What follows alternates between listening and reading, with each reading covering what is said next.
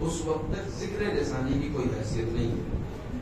اب ایسا بھی نہیں ہے کہ ذکر لسانی کی کوئی حیثیت نہیں ہے. لسان یعنی زبان، یعنی زبانی ذکر کی کوئی حیثیت نہیں ہے، ایسا بھی نہیں ہے. نہیں، حیثیت ہے. کم سے کم اتنا ہوتا ہے کہ جب انسان زبان سے ذکر کر رہا ہوتا ہے تو اس وقت زبان سے گناہ نہیں کر رہا ہوتا ہے. یہ سب سے بڑا فائدہ ہے.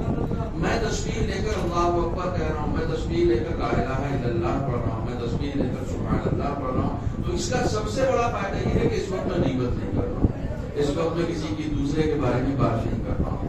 اس وقت میری زبان پر جو ذکر ہے وہ صرف ذکر پروردگار ہے، چاہے میں اس کی طرف متوجہ نہ ہوں، لیکن متوجہ نہ ہو کر ذکر کرنا سب سے پست ذکر ہے. یہ سب سے نچلا درجہ ہے ذکر، کہ انسان ذکر بھی کرے اور متوجہ بھی نہ ہو. ٹھیک ہے. اب یہ ہماری مائیں بہنیں مجلس سننے کے لیے آئی ہیں لیکن بات کر رہی ہیں، تو اب متوجہ نہیں ہے کہ وہ مجلس سننے کے لیے آئے، وہ اس طرف متوجہ نہیں ہے کہ وہ مجلس سننے آئے. اگر متوجہ ہوتی تو سنتی، بولتی نہیں. چونکہ متوجہ نہیں ہے اس لیے بول رہی ہے کہ بات گھر پہ بھی کرنا ہے، فرش اعلیٰ میں بھی آگے کرنا ہے. جب انسان متوجہ ہوتا ہے کہ میں کہاں بیٹھا ہوں، کس لیے بیٹھا ہوں، تو جس کام کے لیے آتا ہے صرف وہی کام کر رہا ہوتا ہے، اس کے علاوہ کوئی اور کام نہیں کرتا. متوجہ ہونے کا مطلب یہ ہے کہ میں متوجہ ہوں کہ میں کیا کر رہا ہوں، میں الرٹ رہا ہوں کہ میں کیا کر رہا ہوں، میں کہاں بیٹھا ہوں.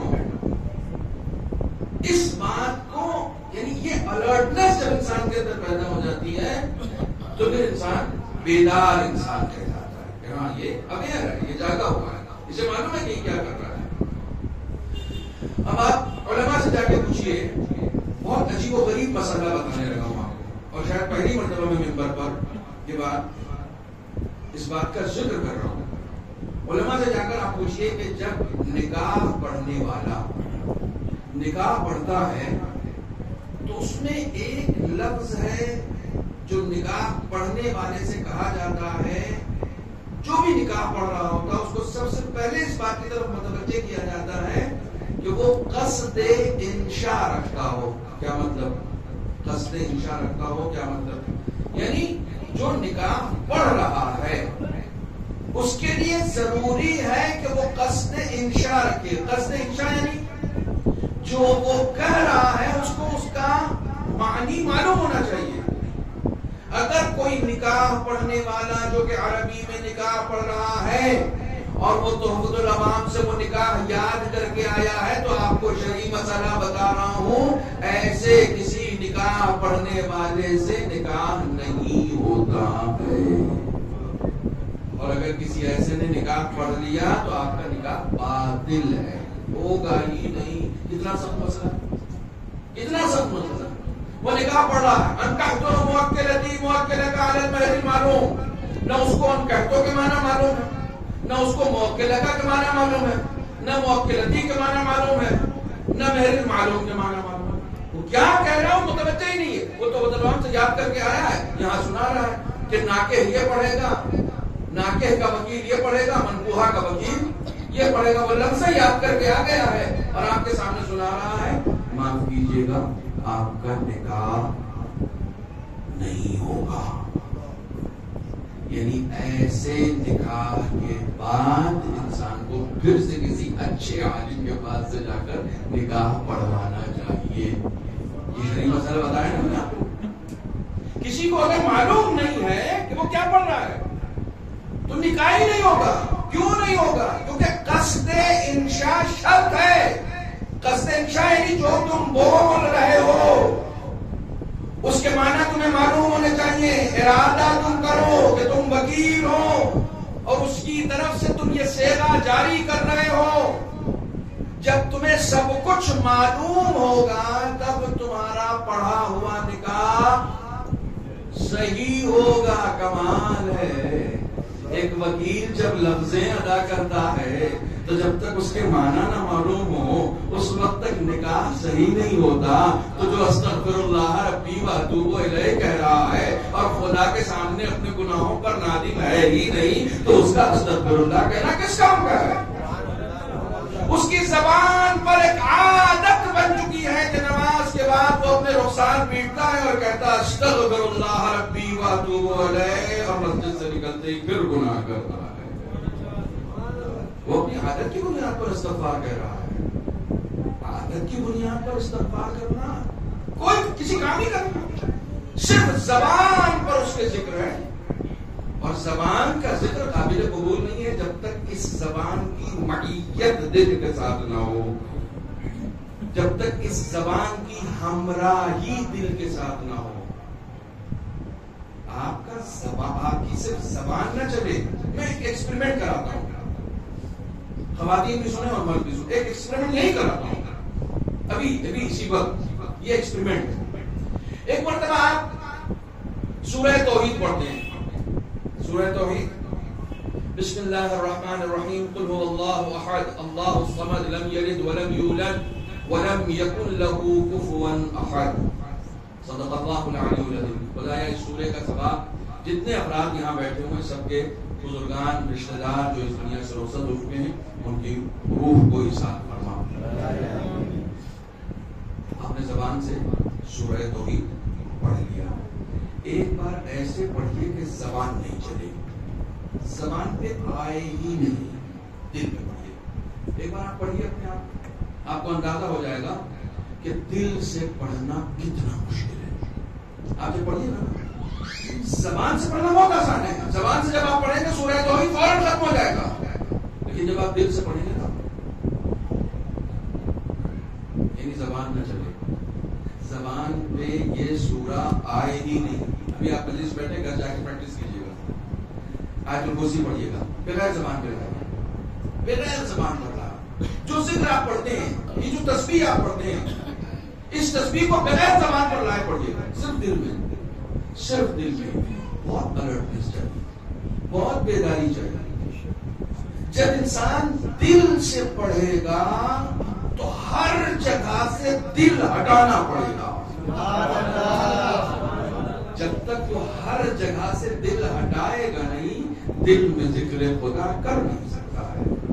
اور خدا بندیان ہم سے مطالبہ ہی یہی کرتا ہے کہ جب میرا ذکر کرنے جا رہے ہو تو ہر جگہ سے پہلے دل ہٹا دو تاکہ نماز میں دل لگ سکے.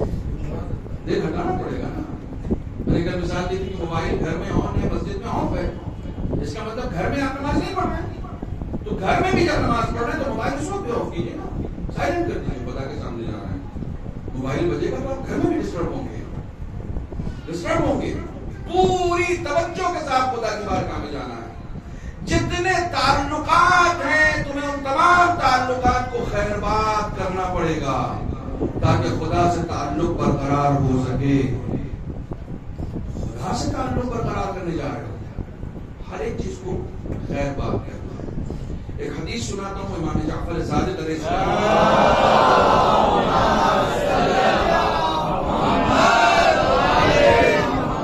کل میں نے آپ کے سامنے ایک حدیث کا آدھا حصہ سنایا تھا. اس حدیث سے پہلے جو میں ابھی سنانے والا ہوں، اس سے پہلے وہ کل والی حدیث کو مکمل کر دوں. آپ کے پیش نظر ہوگا کہ مولا کائنات نے اپنے شیعوں کے لیے کیا کہا، اپنے چاہنے والوں کے لیے کہ مجھے دو چیزوں کا خوف ہے اپنے شیعوں کے حوالے سے. وہ کیا خوف ہے؟ ان اخوف ما اخاف علیکم خصلتان. دو خصلتوں کا خوف ہے چاہنے والوں سے. اتباع الہوا، پہلا خوف یہ ہے کہ کہیں وہ نفسانی خواہشات کی پیروی نہ کرے، اور دوسرا خوف یہ ہے کہ طول العمل، کہیں ایسا نہ ہو کہ ان کی آرزویں لمبی ہو جائیں. میں اپنے شیعوں سے ڈرتا ہوں لیکن آرزویں لمبی نہ کروں کہ 2 پلاٹ کروڑ میں خرید لیا ہے پر ایک اور اسٹیشن کے پاس ہو جائے تو زندگی سدھر جائے. ٹھیک ہے، لمبی آرزو جسے کہتے ہیں آرزوؤں کا لمبا کرنا. حالانکہ 3 بھی خرید لو گے تب بھی تینوں کو چھوڑ کے جانا پڑے گا.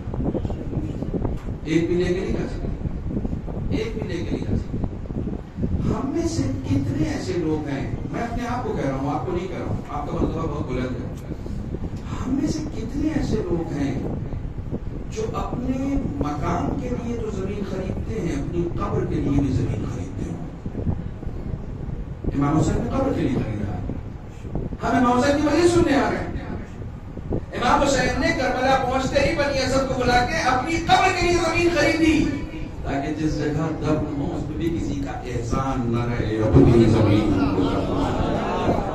جب تم اپنی زمین میں دفن ہوگے نا تو ایک کانفیڈنس رہے گا قبر کے اندر بھی کہ کسی کے احسان تلے نہیں دبے ہیں. پہلے زمین خریدی ہے پھر اس کے بعد اس میں دفن ہے. مکان ہے، وہ بھی ایک مکان ہے. تم نے یہ تصور کیسے کر لیا کہ مکان صرف زمین کے اوپر بنتا ہے؟ تم تو ہوتا ہی نہیں ہو. مکان صرف زمین کے اوپر تھوڑی بنتا ہے، مکان تو زمین کے اندر بھی بنتا ہے. زمین کے اوپر کے مکان میں تم شاید 60-70 سال رہو، لیکن جو مکان زمین کے اندر بنتا ہے اس میں تو بڑی لمبی مدت رہنا پڑتا ہے نا. اس میں تو بڑی لمبی مدت. اب جب تک محشر نہیں ہے، جب تک قیامت نہیں آ رہی ہے، جب تک برزخ کا معاملہ ہے، تب تک وہی رہنا ہے، تب تک تو تمہیں وہی رہنا ہے. تو اس زمین کو بھی کبھی خریدنے کے لیے فکر کرو، سوچو. ہمارے علماء نے خریدی ہے، وصیتیں کی ہیں، مجھے یہاں دفن کرنا، وصیتیں کی ہیں. بہت سارے لوگوں نے اپنی قبر خرید کر رکھی ہوئی. لکھنؤ میں ہے، لکھنؤ میں باقاعدہ جسے کہا جاتا ہے کہ یہ سسٹم ہے کہ وہاں پر قبرستانوں میں بھی زمین جو ہے وہ قبر کی خریدی جاتی ہے. اس کو قبر حیاتی کہا جاتا ہے. ٹھیک ہے، زندہ آدمی کی قبر. میں بار بار قبر کی موت کی بات ہی کیوں کر رہا ہوں؟ کیونکہ یہ بھی ذکر ہے. ہر وہ چیز جو تمہیں خدا تک لے کر جا سکے وہ ذکر ہے. ہر وہ چیز جو تمہیں خدا تک لے جا سکے، تمہیں خدا کی یاد دیتا ہے، وہ ذکر ہے. امام فرماتے ہیں کہ 2 چیزوں سے میں ڈرتا ہوں. اچھا، اس کا اثر کیا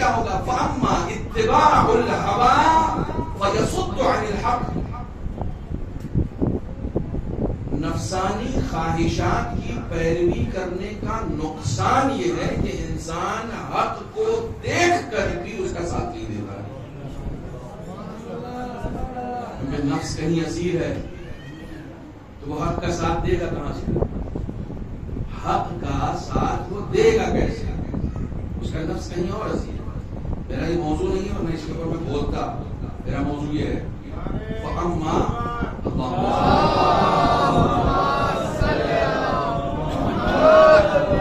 سلمان جو ہے وہ آپ لوگوں کے آگے آنے کے لیے پڑھوائی گئی تھی۔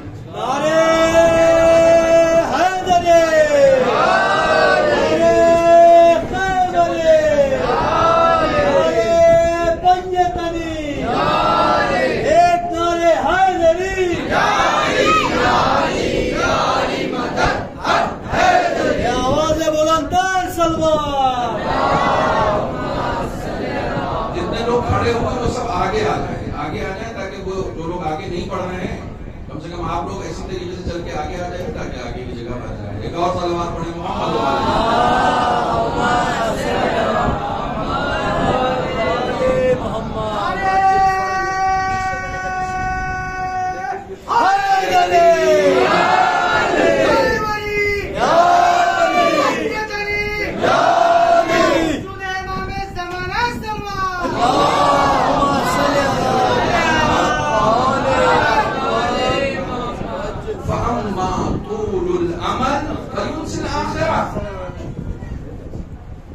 لمبی آرزوؤں کا نقصان کیا ہے کہ لمبی آرزوئیں، سنو میں نے کہا نا، میں آپ میرے مزاج سے واقف ہیں ماشاءاللہ سے، جس شوق کے ساتھ جس جذبے کے ساتھ آپ سننے آ رہے ہیں، آپ اسی مزاج کو سننے آ رہے ہیں۔ فَأَمَّا طُولُ الْعَمَلِ فَيُنْسِي الْآخِرَةَ، لمبی آرزوؤں کا نقصان یہ ہے کہ یہ آخرت کو بھلا دیتی ہے۔ میں نے کہا اور آئے کہنا فرمایا وہ شخص جس کی آرزویں لمبی ہیں وہ آخرت کو یاد ہی نہیں کرتا۔ آخرت کو یاد ہی وہی کرے گا جس نے اس دنیا سے صرف اتنا لیا جتنے کی ضرورت ہے، صرف اتنا لیا۔ اچھا آپ کی ضرورت پوری ہو گئی تو پھر اس دنیا کی فکر کرنے کی کیا ضرورت ہے؟ ضرورت تو پوری ہو گئی، تو اب کیا ضرورت ہے؟ نہیں مولانا بچے کے لیے آپ کے باپ نے آپ کے لیے رکھا تھا، سب کے باپ نے سب کے لیے رکھا ہے۔ بہت سارے ایسے لوگ ہیں جو کہتے ہیں مولانا باپ کچھ بھی نہیں چھوڑ کے گیا تھا، نہ زمین نہ جائیداد نہ پیسہ، کچھ نہیں، یہ جو کچھ ہے میری محنت کا، تمہاری محنت کا، خدا کا کچھ نہیں ہے، تم نے اپنی محنت سے ہی کمایا ہے، ہارڈ ورک۔ ڈاکٹر قلب ثانی صاحب کہتے تھے کہ اگر ہارڈ ورک میں پیسہ ہوتا تو سب سے زیادہ مزدوروں کے پاس ہوگا، ان سے زیادہ ہارڈ ورک کون کرتا ہے بھائی؟ ان سے زیادہ کوئی ہارڈ ورک کرتا ہے؟ رزق تقسیم ہو چکا ہے، خدا ہے جو تمہارے اوپر احسان کر رہا ہے، تم اپنے قوت بازو میں ناز کر رہے ہو کہ یہ میں نے اپنے قوت بازو سے حاصل کیا ہے۔ ارے جس ملک میں چائے بیچنے والا پردھان منتری ہو، ہاں تم قوت بازو پہ ناز کر رہے ہو، قوت بازو پہ نہیں ناز کرو، اس نے تقسیم کر رکھا ہے کس کو کیا دینا ہے۔ کچھ لوگ حلال طریقے سے لے رہے ہیں، کچھ لوگ حرام طریقے سے لے رہے ہیں، کچھ چیزیں واضح ہو جانی چاہیے، کچھ چیزیں واضح ہو جانی چاہیے۔ حالانکہ جو حرام طریقے سے لے رہے ہیں ان کو بتا دو، یہاں تو نہیں ہے لیکن یہاں تک آواز جا رہی ہے، جو لوگ حرام طریقے سے لے رہے ہیں ان کو بتا دیا جائے کہ وہ رزق ان کا مقدر تھا، انہوں نے جلد بازی میں حلال کو حرام کیا۔ اگر اس کی تقسیم پر راضی رہتے، مطمئن رہتے تو وہ حلال طریقے سے ان تک پہنچ جاتا۔ جلد بازی نہ کرو، رزق کو حاصل کرنے میں جلد بازی مت کرو۔ اصل موضوع ہے طول عمل، طول عمل یعنی آرزوؤں کا لمبا ہونا۔ سیما اکبر آبادی بہت مشہور شاعر ہے، شعر بھی آپ کا بہت سنا ہوا ہے، آپ کو یاد ہوگا، عمرے دراز لائے تھے، عمرے دراز مانگ کے لائے تھے 4 دن۔ کیا شعر ہے؟ عمرے دراز مانگ کے لائے تھے۔ مانگ کے لانے کا مطلب کیا ہے؟ تم چاہو تو اپنی زندگی میں 1 منٹ نہیں بڑھا سکتے۔ مانگ کے لانے کا مطلب سمجھ رہے ہو؟ تم چاہو تو اپنی زندگی میں 1 منٹ میں اپنی طرف سے جیوں گا. نہ تمہارے ہاتھ میں آئی نہیں. 1 سیکنڈ نہیں بڑھا سکتے. 1 منٹ کیا, کوئی فرعون بھی ہو جائے تو جب ڈوبنے لگے گا تو پھر ڈوب جائے گا نا. وہ بچا نہیں سکتا اپنے آپ کو. وہ اپنے آپ کو نہیں بچا. فرعون ہے, ہوا کرے. عمر نہیں بڑھا سکتا. عمر تو خدا بڑھائے گا. خدائی کا دعویٰ کرنے والا تھوڑی بڑھائے گا. عمر خدا بڑھائے گا نا. وہ چاہے گا تو بڑھا دے گا. ہاں عمر لکھی ہوئی ہے لیکن پھر بھی وہ بڑھا سکتا ہے. وہ بڑھا سکتا ہے. بعض لوگ یہ سوال کرتے ہیں کہ مولانا کیا موت کا وقت معین ہے؟ بالکل معین ہے. بالکل معین ہے. قرآن مجید کی آیت ہے وَمَا كَانَ لِنَفْسٍ أَن تَمُوتَ إِلَّا بِإِذْنِ اللَّهِ كِتَابًا مُؤَجَّلًا. کوئی شخص نہیں مرتا مگر یہ کہ جو اس کی عمر لکھی ہوئی ہے اسی وقت مرتا ہے. اسی وقت مرتا ہے. تو کیا یہ لکھا ہوا مٹایا بھی جا سکتا ہے؟ جی ہاں, مٹایا جا سکتا ہے. مٹایا جا سکتا ہے. کیسے مٹایا جا سکتا ہے؟ امام جعفر صادق علیہ الصلوۃ والسلام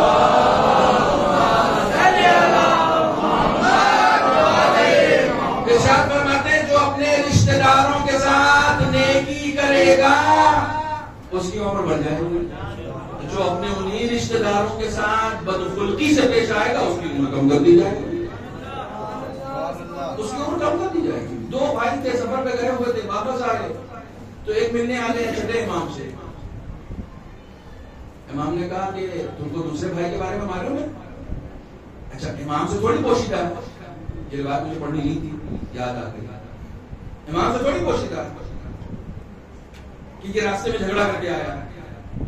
یہ دونوں بھائی آپس میں لڑ گئے اور لڑ گئے تو پھر دونوں کا راستہ الگ ہو گیا. دونوں گئے تھے ایک ساتھ, واپس آئے الگ الگ. تو ایک اس میں سے امام سے ملنے آ گیا. تھوڑی سی دیداری تھی اس کے اندر. جب امام سے ملنے آیا تو امام نے کہا کہ کچھ بھائی کی خبر ہے؟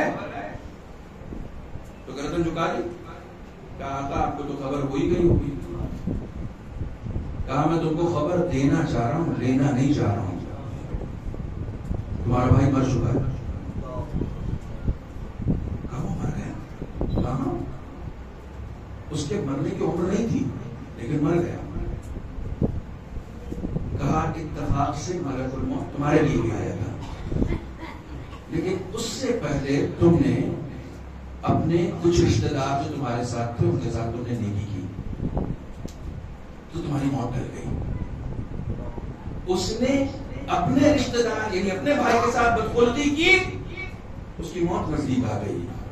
تم نے بھی کی تھی. اس جھگڑے کی وجہ سے تمہاری موت بھی نزدیک آ گئی تھی لیکن چونکہ اس کے فوری بعد تم نے ایک نیکی کی اپنے رشتہ دار کے ساتھ تو تمہاری وہ موت ٹل گئی. جب کوئی نیکی کرتا ہے تو اس کی عمر بڑھا دی جاتی ہے, خاص طور پر اپنے رشتہ داروں کے ساتھ. یہ جو صلہ رحم ہے, رحم نہیں رحم, رحیم, یہ رحم مادر سے آیا ہے. یہ جو صلہ رحم ہے, صلہ یعنی پہنچنا, صلہ کا مطلب پہنچنا, صلہ وصول اسی سے آیا ہے. ٹھیک ہے, ایصال اسی سے آتا ہے جو آپ ایصال کرتے ہیں, یہ سب اسی سے آیا. صلہ یعنی اپنے ان رشتہ داروں تک پہنچنا جو ایک رحم سے ہے, ان تک پہنچنا, ان کے بارے میں پوچھنا. صرف اپنی خوشی مت دیکھو. تمہارا کوئی رشتہ دار اگر گرا ہوا ہے, جھکا ہوا ہے, رکا ہوا ہے, تم بھی پکڑو اس کی, اپنے ساتھ لے کر چلو. وہ تمہارے ساتھ آگے بڑھے گا تو تمہاری ترقی رکے گی نہیں. خدا جب یہ دیکھے گا تم نے اپنے رشتہ دار کی مدد کر کے اس کو آگے بڑھایا ہے تو وہ تمہیں اور آگے بڑھائے گا. تم کیا سمجھ رہے ہو, تم اپنے سے آگے بڑھے ہو, تم کو خدا نے آگے بڑھایا, تم بھی کسی کا ہاتھ پکڑ کے آگے بڑھاؤ گے. جب تم آگے بڑھاؤ گے تو خود بخود تم آگے بڑھو گے. آگے بڑھانے والا ہمیشہ آگے چلتا ہے. صلوات پڑھیں محمد.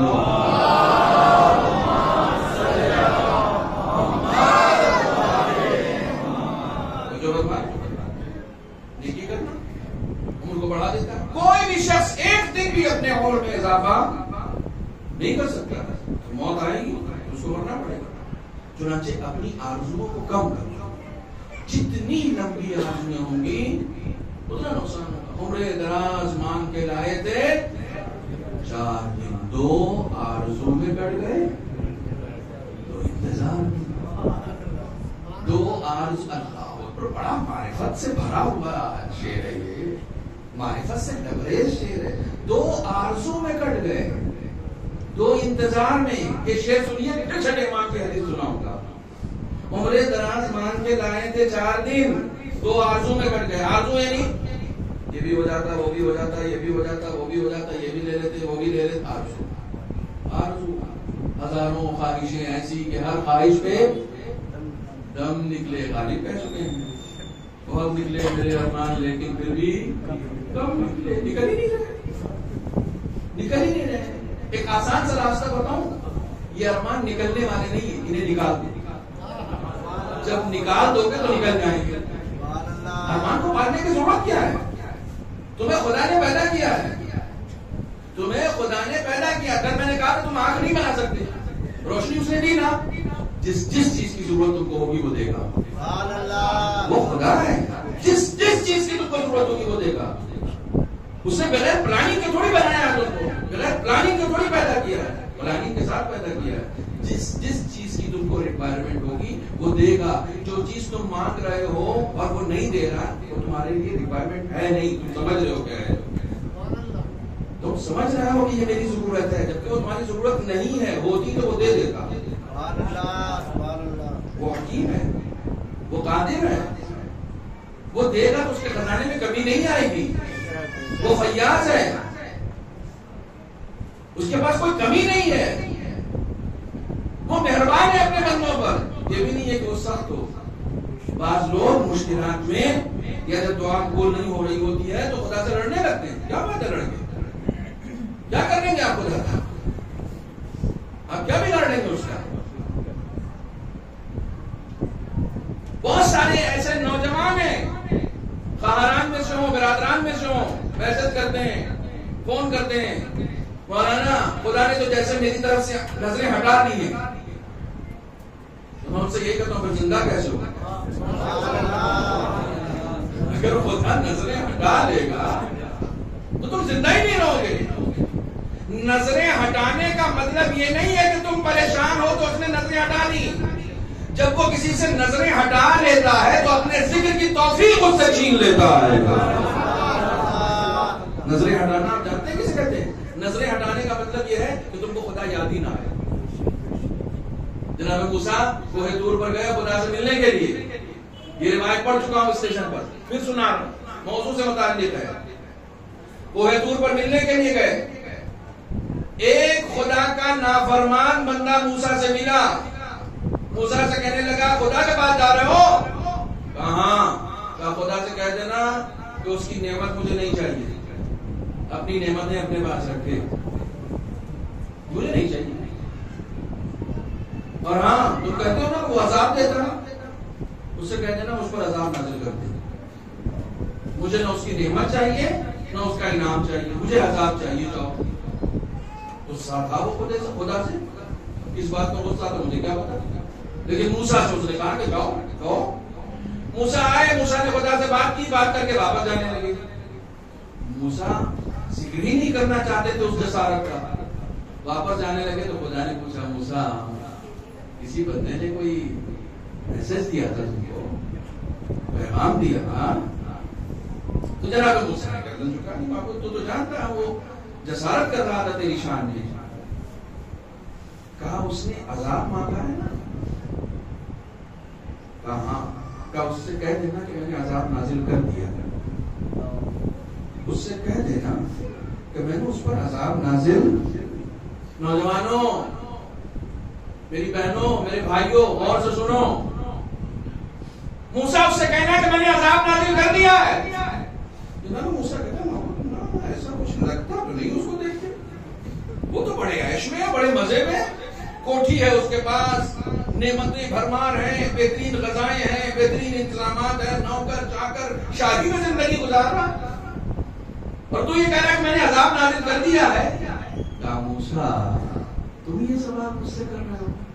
میں جب کسی بندے پر عذاب نازل کرتا ہوں تو اس سے اپنے ذکر کی لذت چھین لیتا ہوں. وہ دنیا کی نعمتوں میں اتنا غرق ہو جاتا ہے کہ مجھے بھول جاتا ہے. اصلی عذاب یہ نہیں ہے کہ تم فقیر ہو جاؤ, اصلی عذاب یہ ہے کہ تم کو ذکر کی توفیق ہی نہ ملے. ان کو خدا کو یاد کرنے کا موقع ہی نہیں ملے. تو اب اگر کسی کو خدا نہیں یاد آتا ہے, نہیں توفیق مل رہی ہے, تو اسے سوچنا چاہیے کہیں ایسا تو نہیں ہے کہ خدا نے مجھے عذاب میں مبتلا کر دیا ہے. اصلی عذاب یہ ہے کہ تم منعم کو بھول جاؤ, اسے بھول جاؤ جس کے دم سے تم ہو. اصلی عذاب یہ ہے. صلوات پڑھیں تاکہ میں حدیث سناؤں.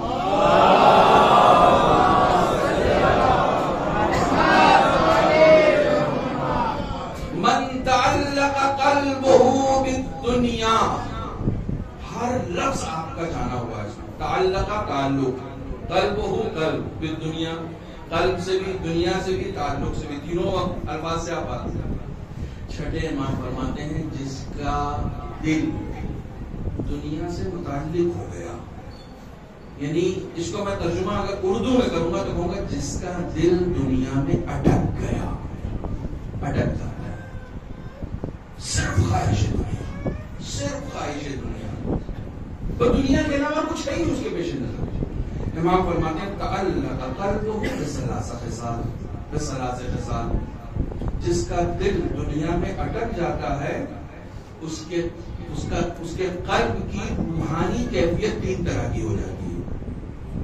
اس کے قلب کی کیفیت جو معنوی ہوتی ہے وہ تین طرح کی ہو جاتی ہے. پہلی کیفیت کیا ہے؟ ہم من لا یفنی, ایک ایسا غم اس کو لگ جاتا ہے جو کبھی ختم ہی نہیں ہوتا, کبھی ختم ہی نہیں ہوتا ہے. وہ یہی کہتا ہے کہ مجھ سے یہ غم دور کیوں نہیں ہو رہا ہے, وہ غم میں پریشان ہو جاتا ہے.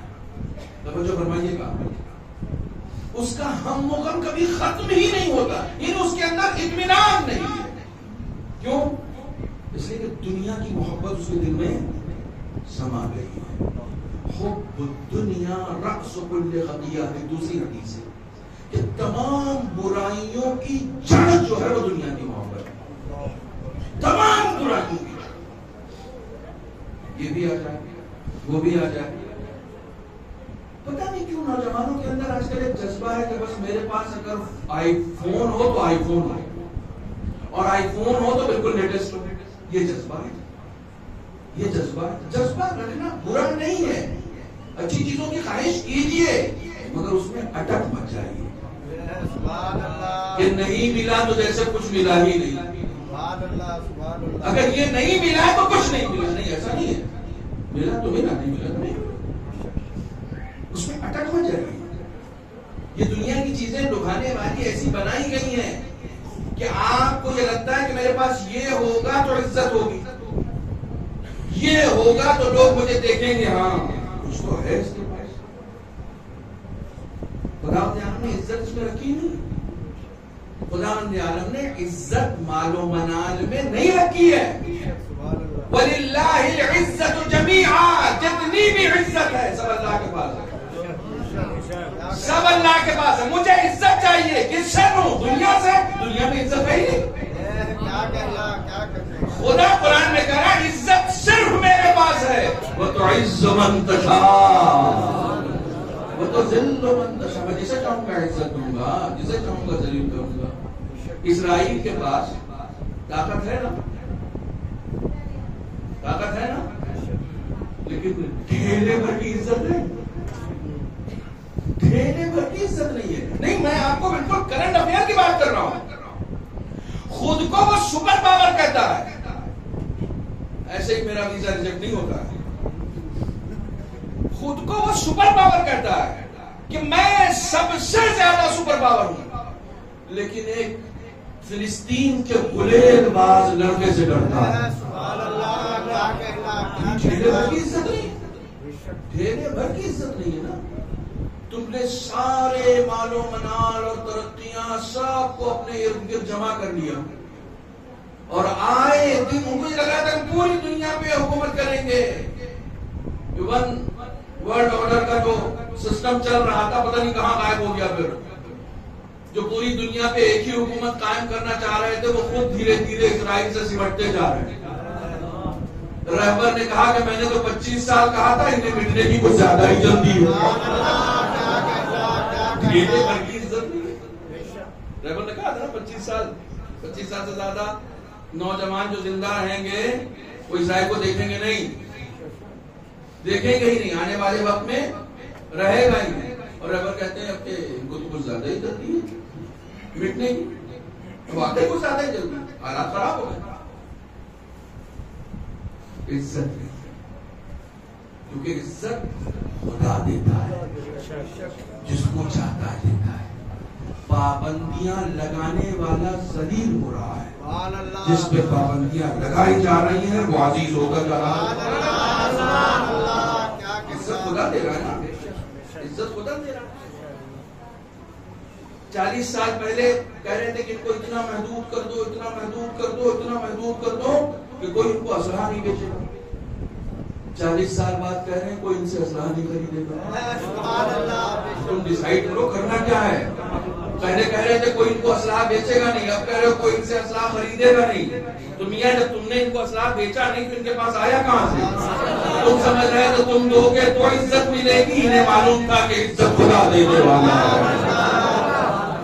عزت خدا دیتا ہے. تم دنیا کی ترقیوں میں عزت چاہتے ہو تب بھی خدا سے مانگو، عزت خدا دے گا. تم متعلق ہو جاؤ، خدا سے متعلق ہو جاؤ. خدا کی قسم پوری دنیا میں اس وقت رشیا کا جو ہے وہ بڑا نکا بج رہا ہے، ولادیمیر پوتن.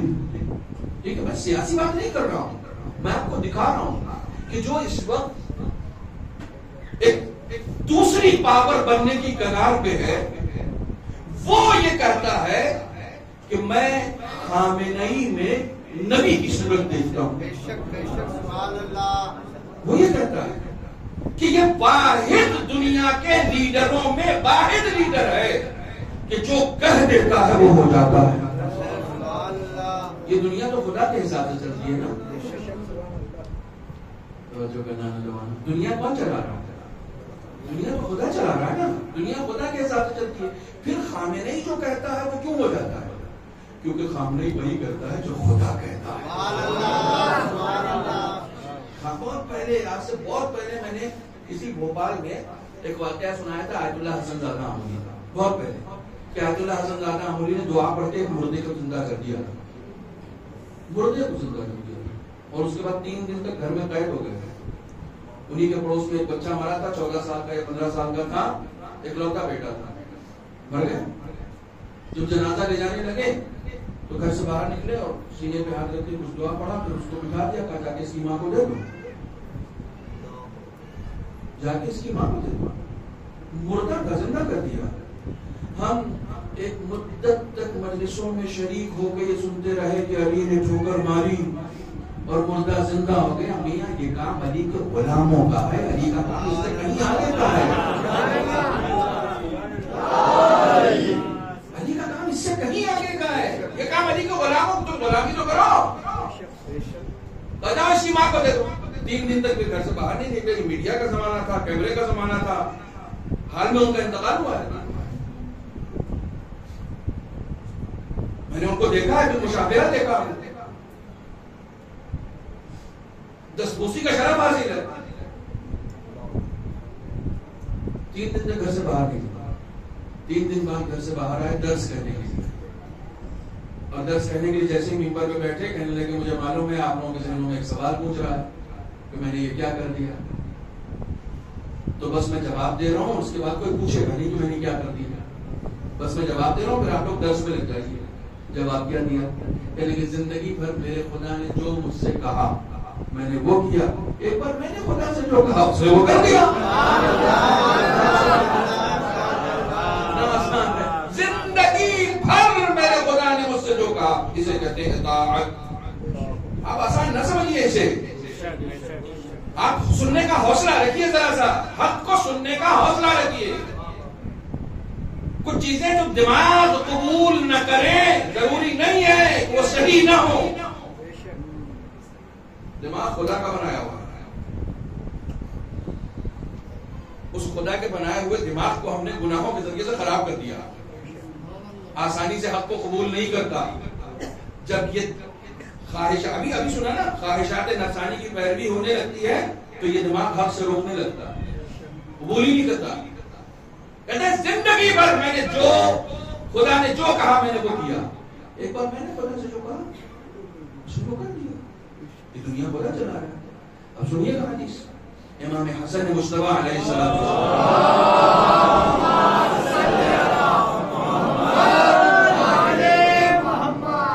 اس حدیث کو کہیں لکھ لیجئے گا.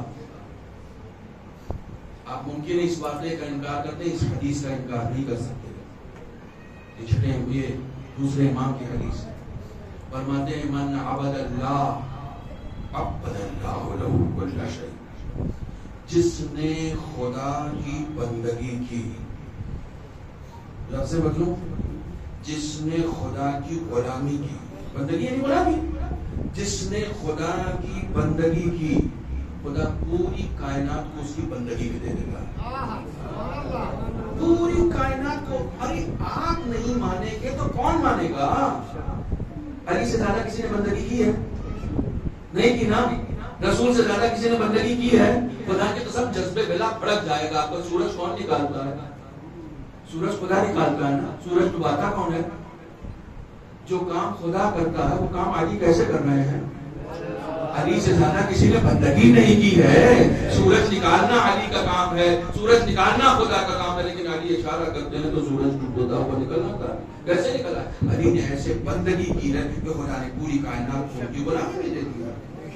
جو چاہے گا ایسے فضائل نکل رہے ہیں. صلوات پڑھیں محمد و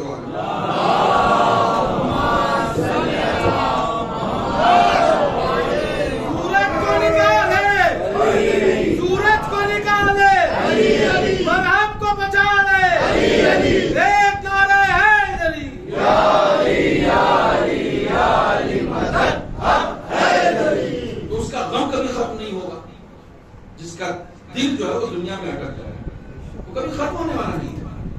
آپ ایک بات یاد رکھیے، میں نے پہلی مجلس میں کہا تھا کہ دنیا غم کی جگہ ہے. اس غم کو اس غم سے مت جوڑیے گا. مومن کے پاس غم رہتا ہے مگر پھر بھی وہ مطمئن رہتا ہے. اس کے غم میں ایک اطمینان ہے. وہ غم میں ہاتھ پیر نہیں مارتا، جزا و بزا نہیں کرتا، فریاد نہیں کرتا. آیت اللہ قاضی کے یہاں فاقہ ہوتا تھا لیکن پوری زندگی مسکراتے تھے.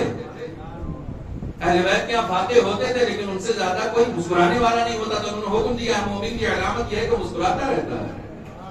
لیکن جس کا دل دنیا میں اٹک جاتا ہے اس کے چہرے پہ آپ کبھی مسکان نہیں دیکھیں گے، کیونکہ وہ راضی نہیں ہے خدا سے.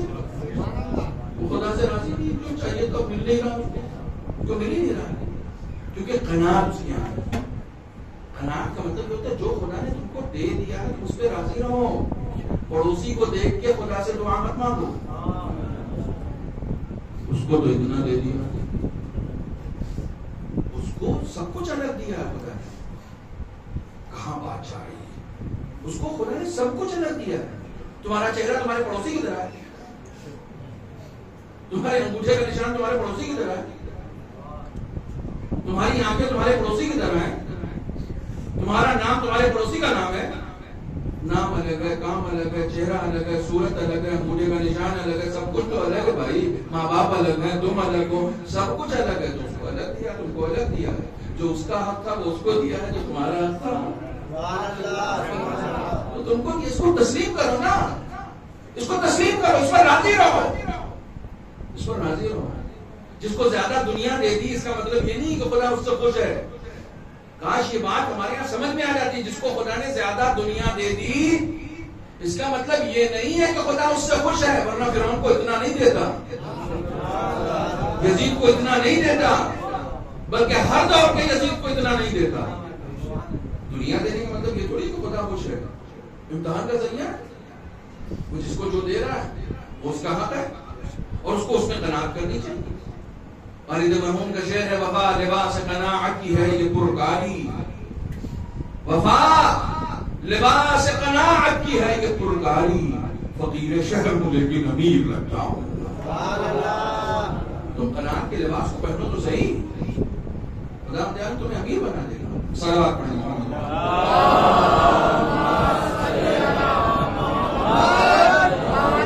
وقت بہت محدود ہے، جلدی جلدی سنیں. وَأَمَنٌ لَا يُدْرَكُ، ایسی آرزو کا شکار ہو جائے گا جو کبھی اسے ملے گی.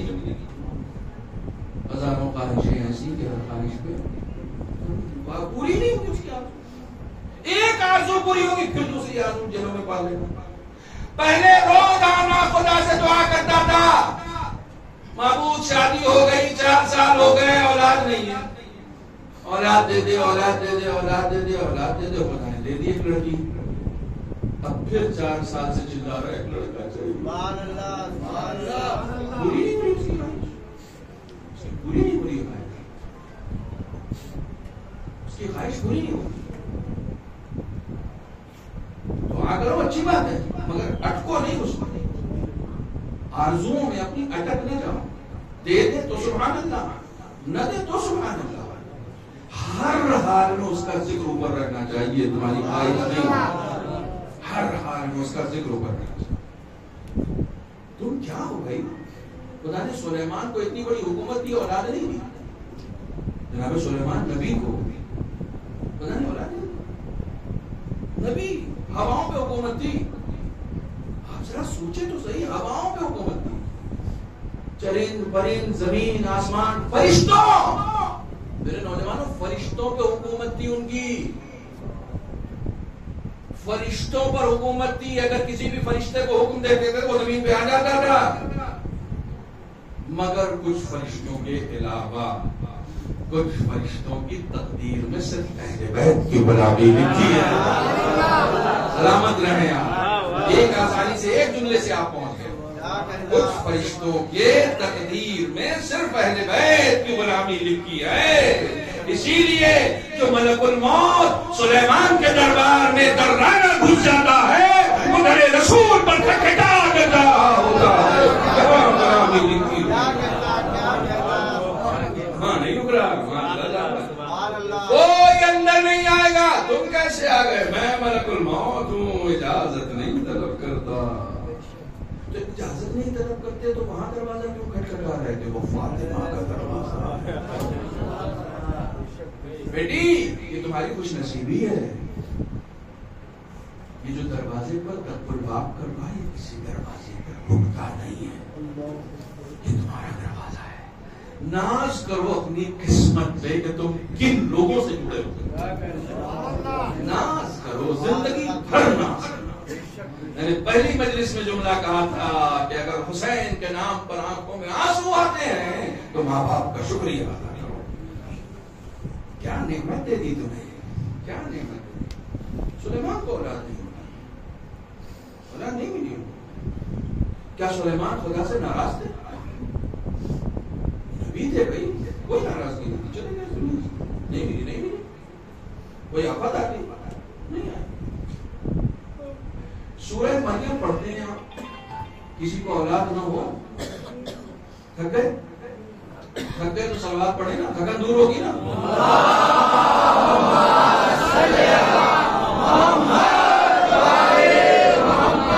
آپ سورہ مریم پڑھتے ہیں.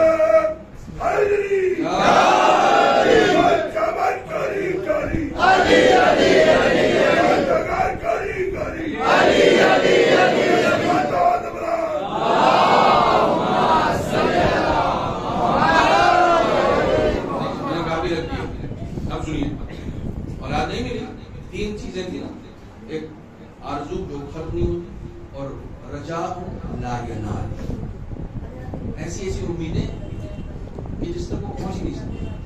ایسی ایسی آرزو. کبھی کبھی بیٹھے بیٹھے اس کے ذہن میں خیال آتا ہے 3-4 کروڑ اکٹھے مل جاتے ہیں بس ساری ضرورتیں پوری ہو جاتی. بس اس کے بعد تو قرضہ بھی ادا ہو جاتا، مکان بھی بن جاتا، اور یہ بھی ہو جاتا، اور ایک اتنا بینک میں رکھا ہے، کوئی ٹینشن نہیں تھی. اچھا پیسہ ہونے سے ٹینشن ختم ہو جاتا ہے. اڈانی سے پوچھو کتنی ٹینشن ہے. اس سے زیادہ پیسہ بھی ہے کسی کے پاس، لیکن سب سے زیادہ ٹینشن ہے. پیسہ ہونے سے ٹینشن ختم نہیں ہوتی ہے. جتنا پیسہ ہوگا اتنی ٹینشن ہوگی. یہ لوگوں کو شاید پتا نہیں ہے. یہ ٹینشن والی چیز ہے بھائی.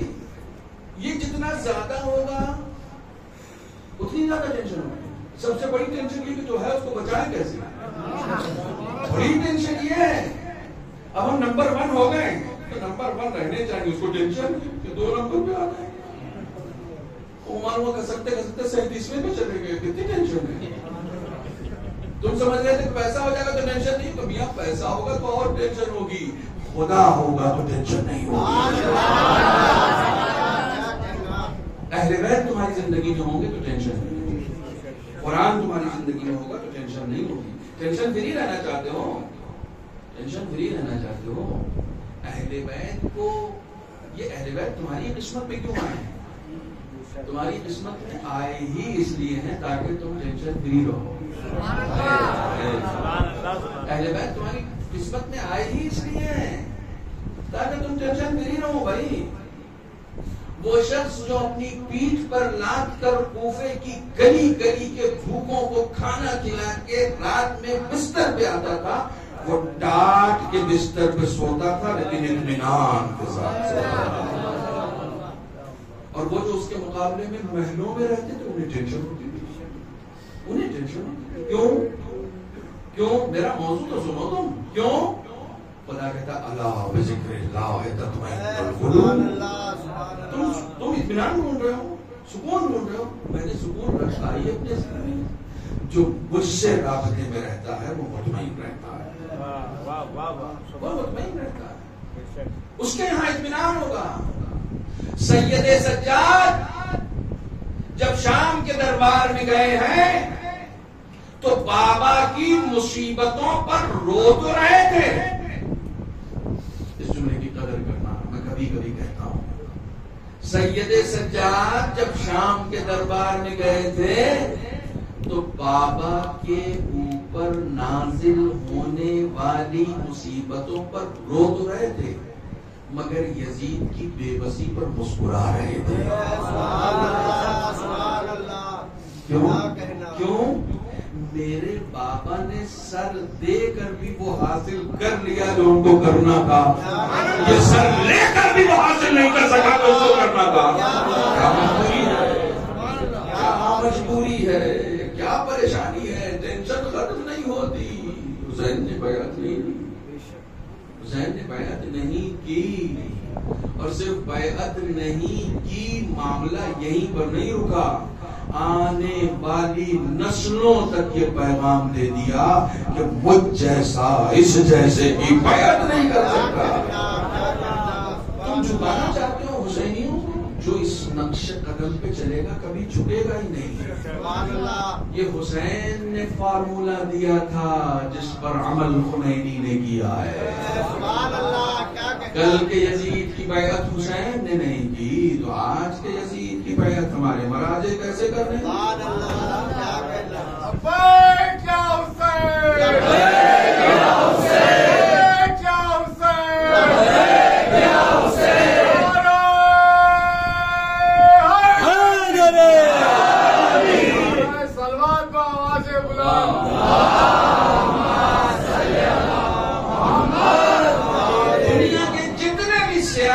مذہبی جتنے بھی لیڈر ہیں جاؤ سب کے گھر دیکھ لو، سب کے گھر دیکھ لو، عالی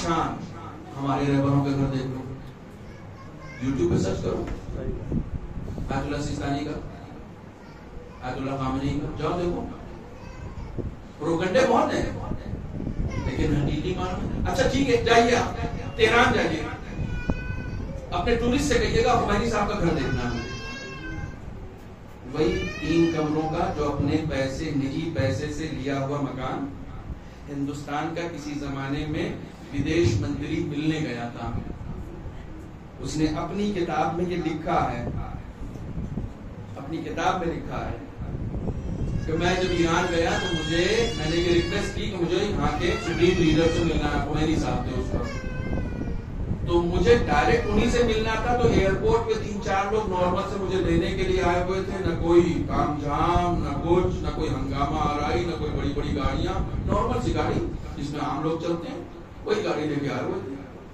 تو کہنے لگے راستے بھر مجھے ڈر لگا کہ کہیں میں ہائی جیک تو نہیں ہو گیا، انہوں نے کتاب لکھا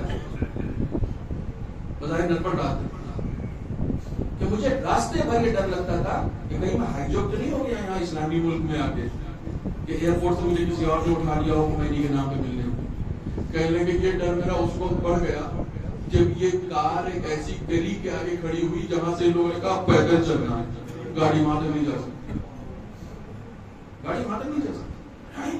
خمینی ایسی گلی میں رہتا ہے جہاں گاڑی نہیں جا سکتی، گاڑی نہیں جا سکتی. تو کہا اب یقین ہو گیا کہ آج گئے، آج گئے. لیکن جب سلامتی کے ساتھ وہ لوگ لے کر گئے ہیں تو میں حساب کیا تو میں دنگ رہ گیا، اور مجھے یقین ہو گیا کہ اس شخص نے یوں ہی اس ملک کو فتح نہیں کیا جس کے دل میں دنیا کی کوئی خواہش ہی نہیں ہو وہی دلوں پر راج کر سکتا ہے. نہیں، سیستانی صاحب کے بارے میں تو مشہور تھا کہ وہ ابھی کچھ دن پہلے تک کرائے کے مکان میں، جس مکان میں رہے کرائے مکان. آپ جائیے نجف میں ملیے، سیستانی صاحب جس مکان میں رہ رہے ہیں وہ آج تک وہ کرائے کا ہی مکان تھا. ابھی میں نے سنا ہے ریسنٹلی کہ وہ اب کرائے کا مکان نہیں رہا، وہ ان کا اپنا ہو گیا، جو کہ کسی ان کے چاہنے والے نے خرید کر ان کو ڈونیٹ کیا. دنیا کی کوئی خواہش نہیں. کمال ہے، ہمارا مرجع کرائے کے مکان میں رہتا، اس کو ٹینشن نہیں تھی. ہم کرائے کا مکان رہتا ہم ٹینشن ہو جاتی تھی. مکان اپنا ہونا چاہیے. کس نے کہہ دیا ہوگا ہوگا نہیں ہوگا نہیں ہوگا، جو اپنا ہوگا وہ بھی نہیں ہوگا، جو اپنا ہوگا وہ بھی اپنا نہیں ہوگا. کل اس پہ بات ہوگی، اس پہ کل بات ہوگی. جو اپنا ہوگا وہ بھی اپنا نہیں ہوگا. اپنا ہوگا وہ تمہارا مکان اپنا ہوتا تو تم قبر میں لے کے جاتے ہو. تم چھوڑ کے جا رہے ہو اس کا مطلب تمہارا نہیں، تمہارا نہیں مانا میرا ہے، رجسٹری میں میرے نام ہے. ارے تم مر کے تو دیکھو کیسے نام بدلتا ہے. تم مرو تو صحیح، ابھی نام بدل جائے گا. تم کہہ رہے میرا نام ہے رجسٹری، ابھی مرو ابھی بدل جائے گا. اس کا مطلب مالک تم نہیں ہو، مالک کوئی اور ہے. کبھی تم کو دے دیتا ہے، کبھی اس کو دے دیتا ہے. مالک تم تھوڑی ہو. تم اپنے آپ کو مالک سمجھ بیٹھو. روزانہ نماز پڑھتے ہو، وہ تم کو بتاتا مالک یوم الدین، میں مالک ہوں. بھائی تم نہیں ہو. وہ نماز تو تم کو پڑھنے کے لیے کہتا تو یہ چاہتا ہے کہ تم نماز میں کچھ تو سیکھو نا. میں مالک ہوں، تم نہیں ہو. کسی بھی چیز پر مالکانہ حق نہیں. وقت ہو گیا. کسی بھی چیز پر مالکانہ حق نہیں ہے. آپ کیا سمجھ رہے ہیں؟ آپ کی حیات ہے، آپ کا مالکانہ حق ہے. ایک 5 منٹ کل کی طرح 1.5 گھنٹہ نہیں پڑھوں گا. حالانکہ جو بات کی مجلس ہے وہ یہاں کے بعد شروع ہو جاتی ہے ٹائم سے. بعض لوگ وہاں کے جو ملک انتظامیہ میں تھے انہوں نے مجھ سے کہا کہ آپ نے ٹھیک ٹائم سے شروع کیا، یہاں سے اٹھتے ہی لوگ اس مجلس میں بیٹھ گئے تو زیادہ کوئی گیپ نہیں رہا. لیکن میں اتنا وقت نہیں لوں گا، انشاءاللہ جلدی ہی کریں گا. ایک صلوات پڑھیں محمد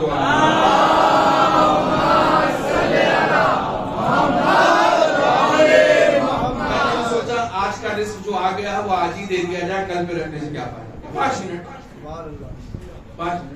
آیت الکرسی پڑھ دو. آیت الکرسی سے اچھا کوئی ذکر ہے؟ رسول خدا فرماتے ہیں کہ غافل ہے وہ شخص جو آیت الکرسی سے غافل ہے. گھر سے پڑھ کے نکلو، ملائکہ تمہاری حفاظت کرتے ہیں جب تک گھر نہیں آ جاؤ.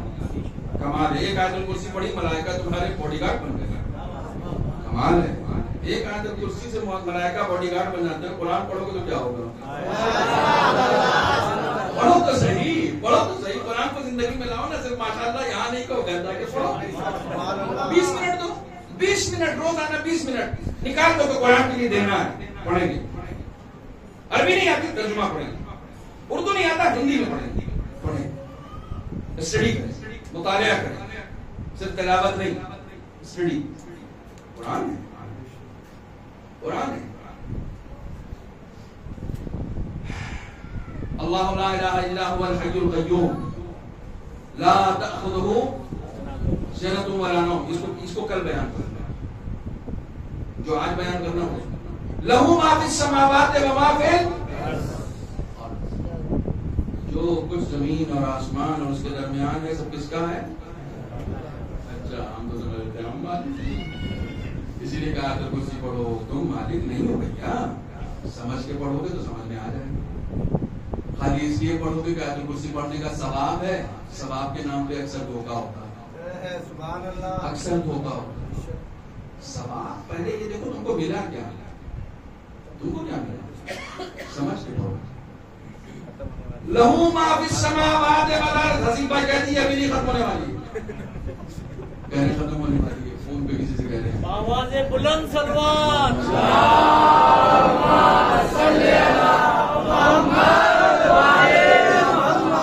لہو ما فی السماوات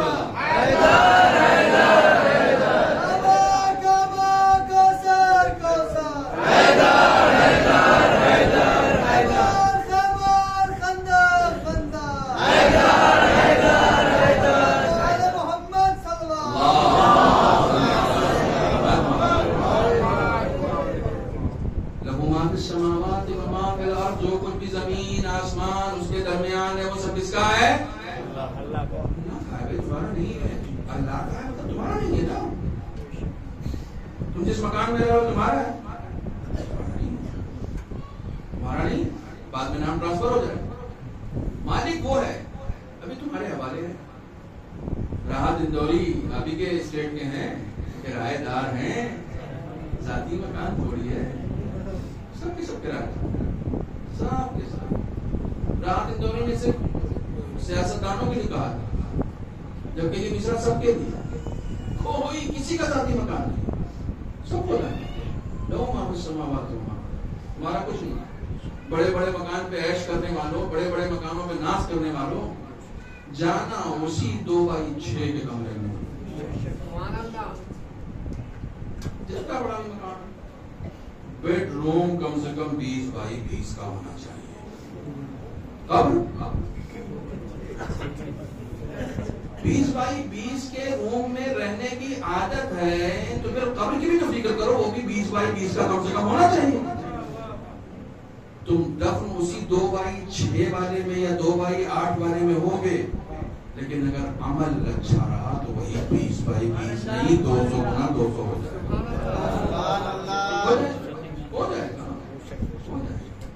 مسئلہ یہ ہے کہ یہاں کے بیڈ روم کی تم کو فکر ہوتی ہے, وہاں کے آرام کی فکر نہیں ہوتی ہے. تم کو کرنا پڑے گا. تمہارا کچھ نہیں ہے. تمہارا کچھ نہیں ہے. تم سمجھ رہے ہو یہ حیات تمہاری ہے. تمہاری حیات بھی نہیں ہے. تمہاری زندگی تمہاری نہیں ہے. میں نے کہا تھا اگر تمہاری ہوتی تو خودکشی حلال ہوتی. خودکشی حرام کیوں؟ حرام اس لیے کہ یہ زندگی تمہاری نہیں ہے. لہو ما فی السماوات وما فی الارض. حیات کے مالک تم نہیں ہو. تم صرف حیات کے ہی نہیں, موت کے بھی مالک تم نہیں. نہ تم حیات کے مالک ہو, نہ تم موت کے مالک. کوئی ہے جو حیات کا بھی مالک ہے, اور کوئی ہے جو موت کا بھی مالک ہے. اس کو یاد کرو کہ مالکانہ حق جس کا ہے اس کے رابطے میں رہو جو مالک ہے. اچھے بندوں کی لفظ اچھے غلاموں کی پہچان یہی ہے کہ وہ اپنے آقا کو خوش کرتے. ان کو معلوم ہے جتنا میرا آقا, میں لفظ اور بدلوں, جتنا میرا باس خوش رہے گا اتنا مجھے خوش رکھے گا. بہت ہی پریکٹیکل بات کر رہا ہوں. جو لوگ نوکری پیشہ ہیں وہ بھی سمجھیں کہ جتنا میرا باس مجھ سے خوش رہے گا اتنا وہ مجھے.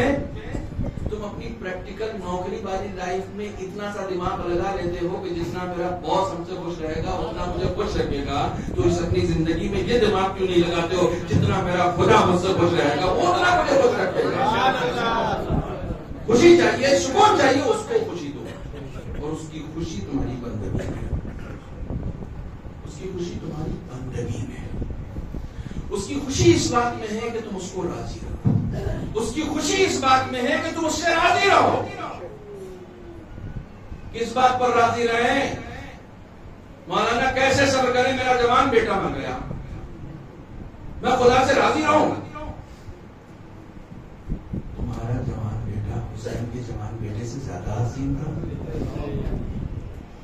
تمہارا جوان بیٹا حسین کے جوان بیٹے سے زیادہ عزیز تھا. حسین نے تو صبر کر لیا, اور حسین نے صرف صبر نہیں کیا ہے. حسین نے صرف صبر نہیں کیا ہے, کربلا توحید کی آماجگاہ ہے. کربلا مرکز توحید ہے. کربلا کے ذریعے سے خدا کو پہچانو. کسی کے اوپر اتنی مصیبت آ گئی ہے کہ اس کا شبیہ رسول جیسا بیٹا سینے پر برچی کھا کے اس کی آنکھوں کے سامنے دم توڑ رہا ہے، وہ اپنے ہاتھوں سے اس کے سینے کی برچی نکال کر خدا سے کہتا ربنا تقبل منا ھذا القربان، پانے والے اس قربانی کو قبول کر۔ حسین کے چہرے پر شکن نہیں ہے، وہ خدا سے کہنا پانے والے اس قربانی کو قبول کر۔ کبھی غور کیا تمہارا ایک دن میں اگر ایک بیٹا مر جائے تو ساری دنیا سے تعزیت کی توقع رکھتے ہو، حسین کا ایک دن میں 18 جوان حسین سے بچھڑ گئے، ایک دن میں۔ کبھی علی اکبر کے جنازے پر کھڑے ہو کر کہتے ہیں ربنا تقبل منا ھذا القربان، کبھی حسن کے لال کے جنازے پر کھڑے ہو کر کہتے ہیں ربنا تقبل منا ھذا القربان۔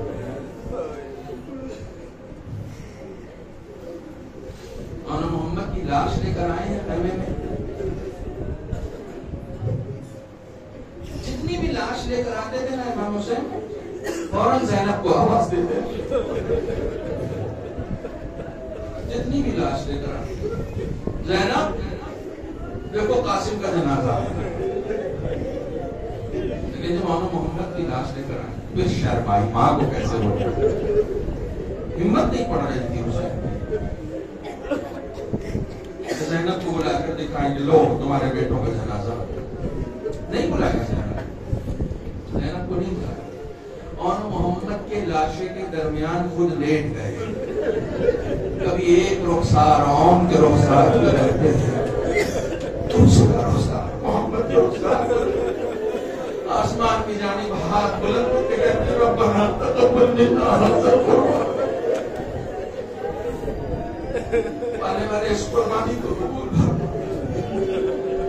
السلام علیک یا ابا عبداللہ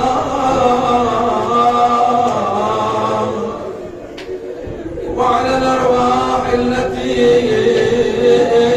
حلت بنا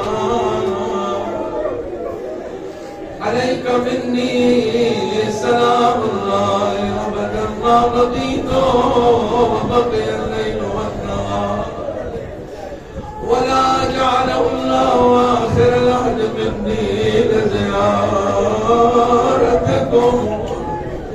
السلام على الحسين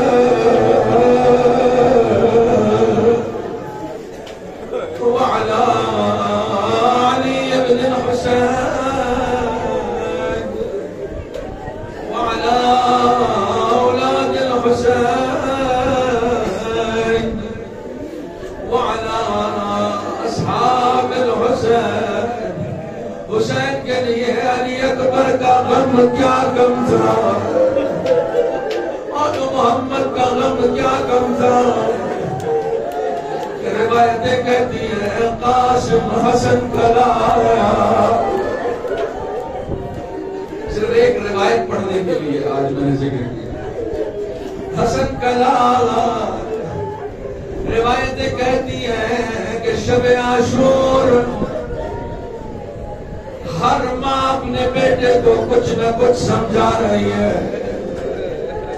کچھ نہ کچھ وصیتیں کر رہی ہے، کچھ نہ کچھ نصیحتیں کر رہی ہے۔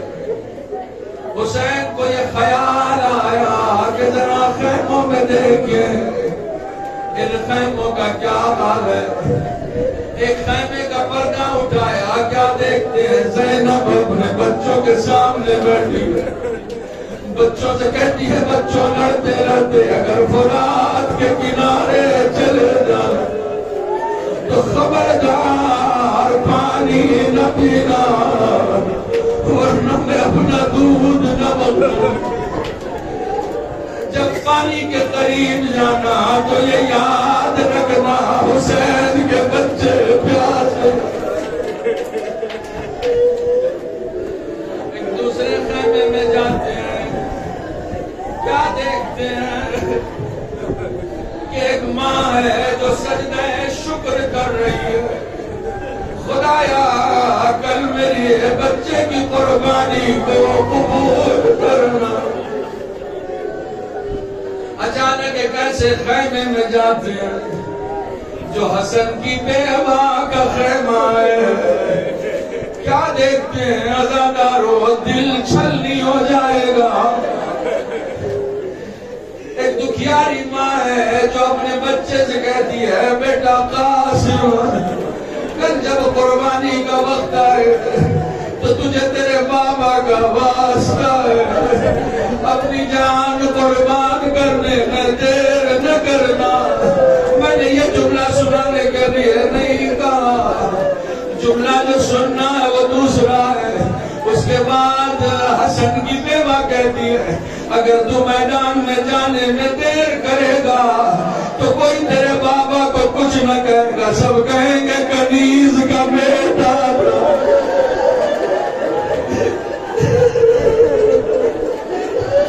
تجھے تیری ماں کی عزت کا واسطہ کل میری لاج رکھنا۔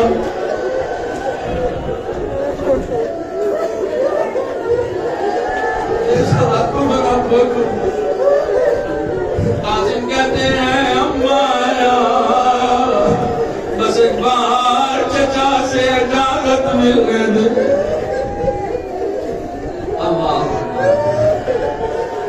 عزاداروں، اکثر لوگ علماء کے پاس جاتے ہیں کہ مولانا میرے یہاں بچہ ہوا ہے، میرے بچے کی حفاظت کے لیے کوئی تعویذ دے دو۔ تم اپنے بچے کے ہاتھوں پر حفاظت کے لیے تعویذ باندھتے ہو۔ سلام ہے اس حسن پر جس نے اپنے بچے کے مرنے کے لیے اس کے ہاتھ میں ڈال۔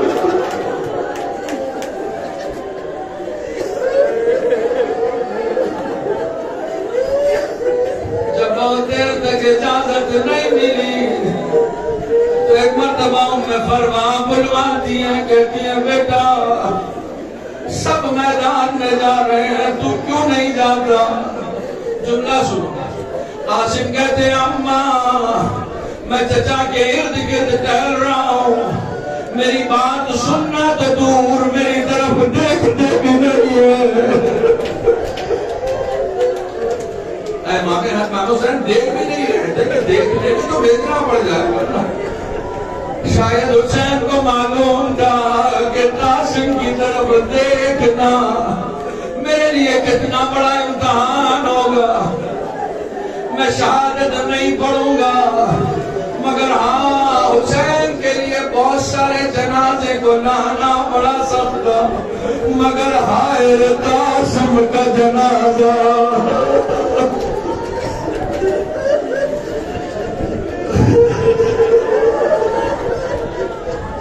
ایک جملہ سن لو، روایت میں ہے قاسم کے جنازے کے پامال ہونے کے لیے روایت میں ایک لفظ استعمال ہوا ہے رغدا، رے زاد زاد، رغدا۔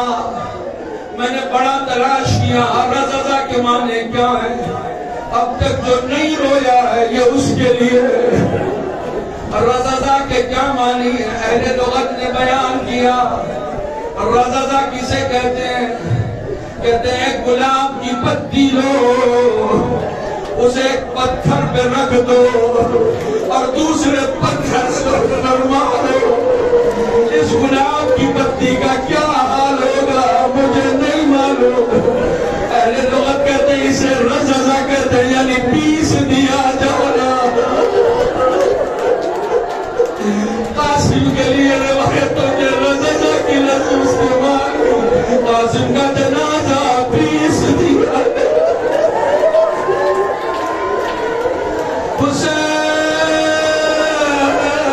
حسین قاسم کے لاشے کے ٹکڑے چن چن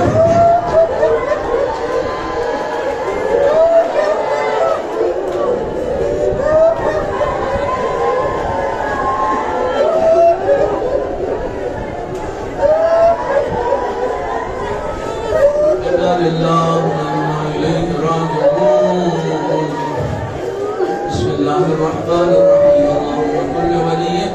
مدد ابن الحسن صلواتك عليه وعلى آبائه في هذه الساعة وفي كل ساعة وليا وحافظا وقائدا وناصرا ودليلا وعينا حتى تسكن أرضك الضوعا وتمتعه فيها طويلا خدایا بحق محمد و آل محمد ان رونے والی آوازوں پر آنکھوں سے نکلنے والے آنسوؤں کو اپنے دامن قبولیت میں جگہ عنایت فرما خدایا غم حسین کے اس گریے کو ہمارے گناہوں کے پاک ہونے کا سبب قرار دے معبود ہمارے تمام گناہوں نے کبیرہ و صغیرہ کو معاف فرما ہماری عمر میں ہماری لوح تقدیر میں عمر کا جتنا حصہ بچا ہے اس میں عمل صالح کی توفیق عنایت فرما دین کو سمجھنے اور اس پر عمل کرنے کی توفیق عنایت فرما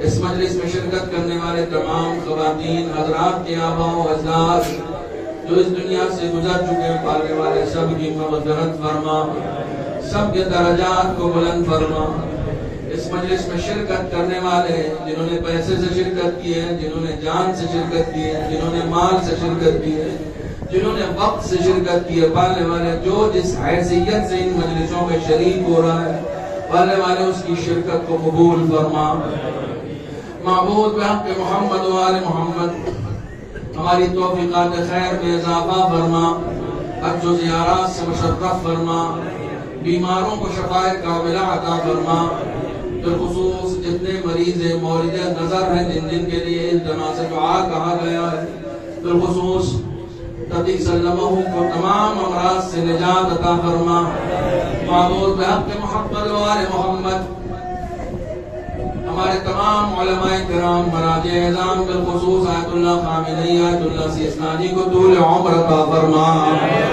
معبود بحق محمد و آل محمد منتقم خون حسینی سلطان علماء حضرت امام عصر کے ظہور میں تعجیل فرما ہم سب کو ان کے آبان و انصار میں شمار فرما معبود آج شب جمعہ ہے ہمارے بزرگوں کی بھی مغفرت فرما ہمارے گناہوں کی بھی مغفرت فرما آخر دعوانا